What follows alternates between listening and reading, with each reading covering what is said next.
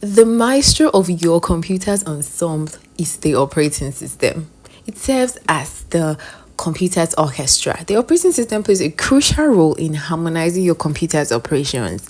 It orchestrates the memory, storage, keyboard, central processing unit, and other components, creating a seamless experience for users. So what I mean is that the operating system is seamlessly coordinating various components to ensure a harmonious performance. It orchestrates the memory, storage, keyboard, CPU, and other essential elements, optimizing their interaction. And this orchestration is crucial for the efficient execution of tasks and the overall functionality of the computer. Hey there, welcome back to Super Simple Tech, your go-to destination for demystifying the world of technology. In today's video, we're diving into the heart of your computer, the operating system. So let's explore why we need an operating system and unravel the fascinating features that tie together every component of your machine. So the operating system is the standard platform for application. It's not just a conductor. So the operating system provides a standard platform for application developers. So when they create an application for Windows, for instance, it ensures compatibility for any user running that Windows operating system.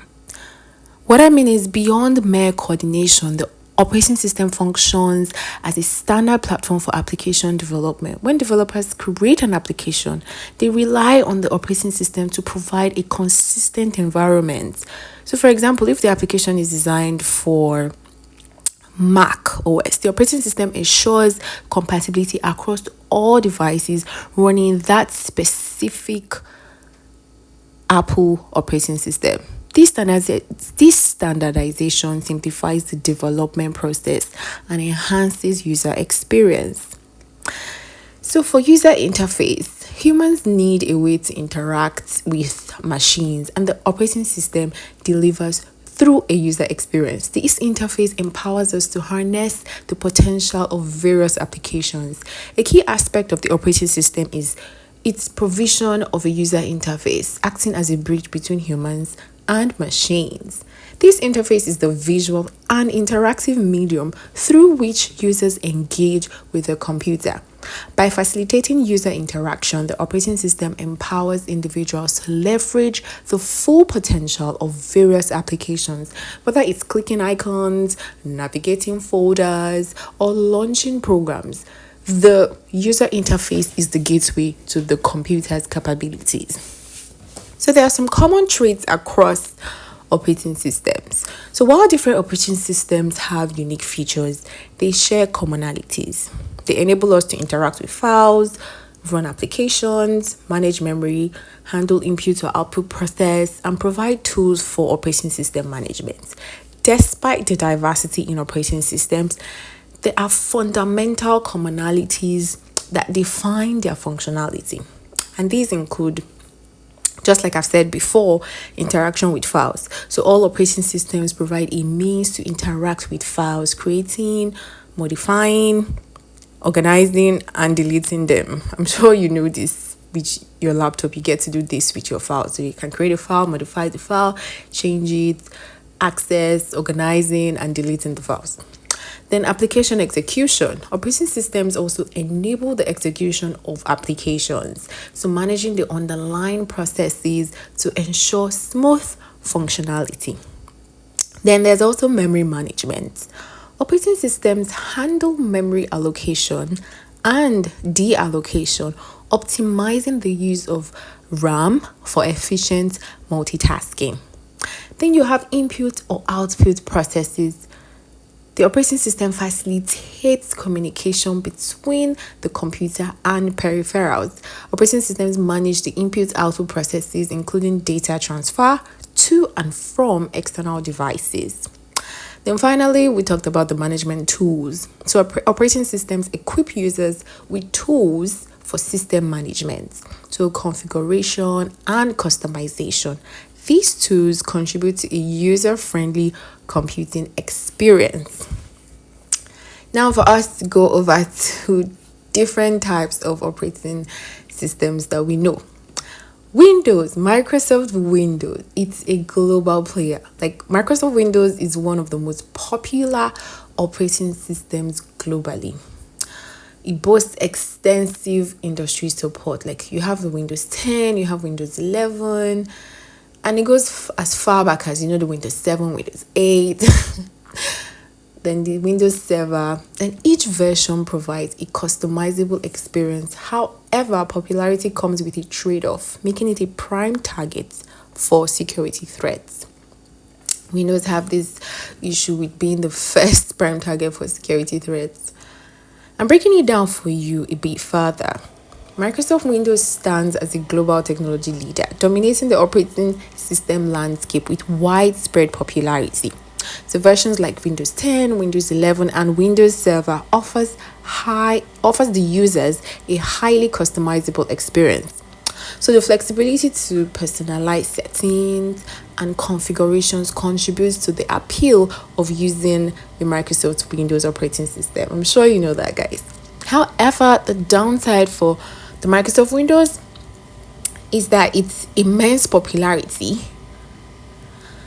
poses increased susceptibility to security threats, just like I said, because it's a prime target. Windows often faces challenges from malware, spyware, and other vulnerabilities. So the robust industry support, vast application compatibility, and user-friendly interfaces. Because of all this, it makes it a top choice for a lot of people. People are able to find using Windows user-friendly. Their interfaces are really user-friendly, and their applications, they have vast application compatibility. Do you understand? Then next we can talk about Linux, the power of open source.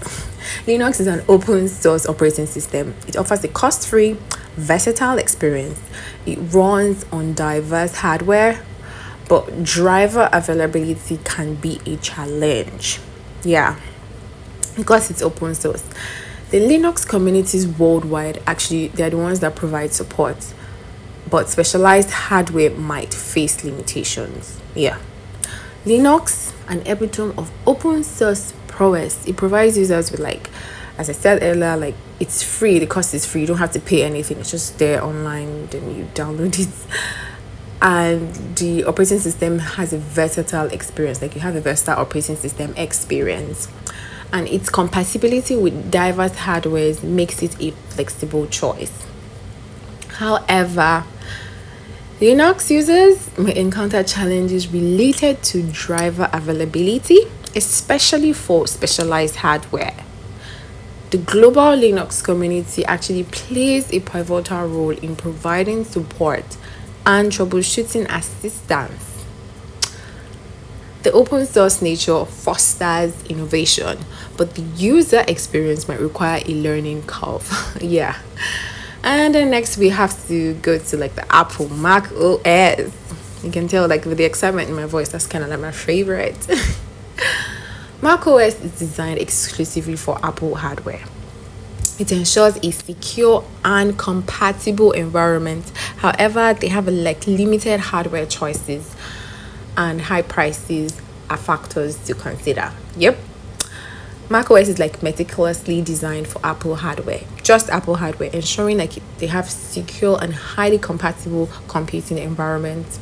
The seamless integration with other Apple devices is a standout feature. However, the exclusivity to Apple hardware limits choices for users. Additionally, the premium pricing, trust me, all Apple products, their prices are not cheap at all. It's not of this earth. They're usually high priced, and except maybe older versions, even older versions, you can't even get them just off the market cheap price like that.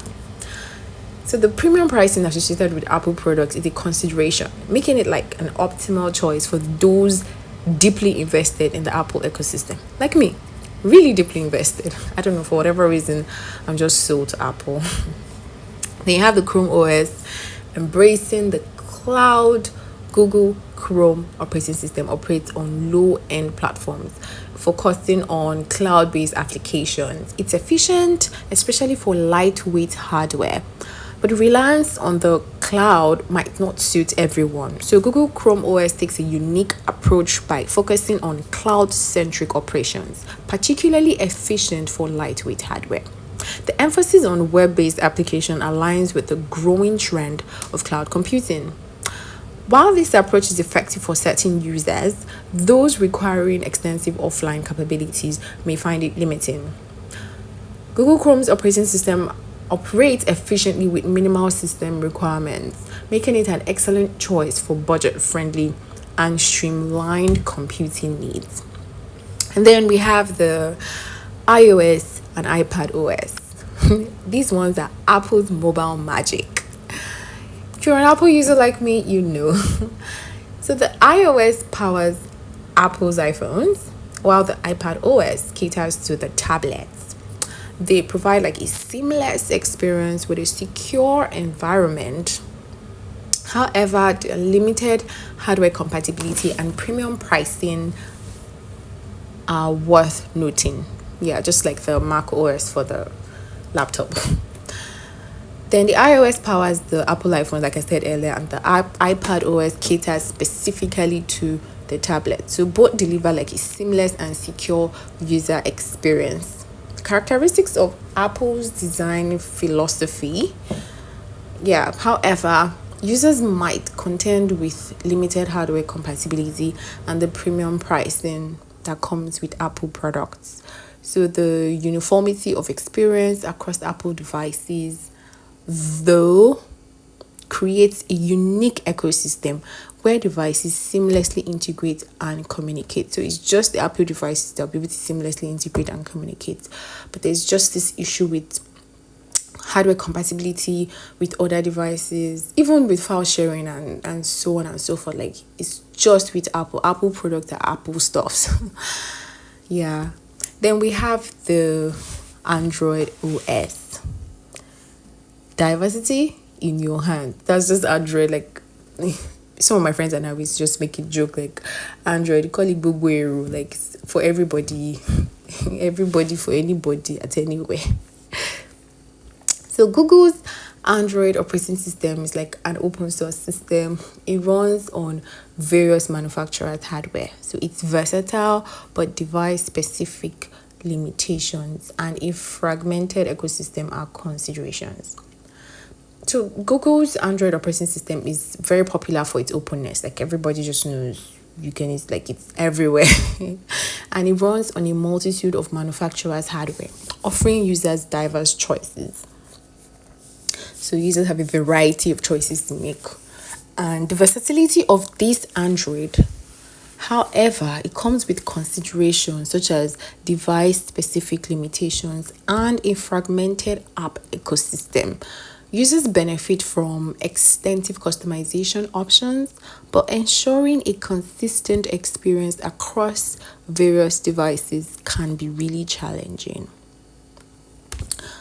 So then, one thing you should note, like concerning vendor-specific consideration, is this: like before you consider taking any of these operating systems, or like, oh, which operating system will I use? How will I know what to use? The truth is that each operating system vendor sets its own standard, and manufacturers have varying end-of-life policies. Automatic updates are common because yes, every single one of those operating systems have their updates. But compatibility across different operating systems is limited to specific file types. So every operating system vendor sets its own standard, influencing the end-of-life policies for different versions. Automatic updates are a common practice, enhancing security and adding features. However, compatibility across different operating systems is very often limited to specific file types. Users may encounter challenges when trying to seamlessly share files or run applications across disparate operating systems.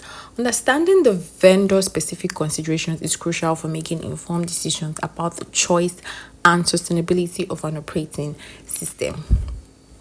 So in essence, the operating system is the backbone of a computer system, providing a robust framework for both users and developers.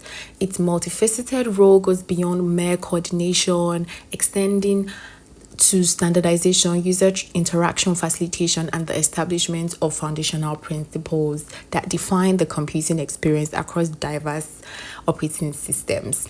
While these operating systems differ, they share the goal of enhancing your computing experience. So join us as we continue to unravel the intricacies of the tech world on Super Simple Tech. If you found this video insightful, don't forget to hit the like button, subscribe, and ring the bell for more tech revelations. So until next time, stay curious and definitely stay tech savvy.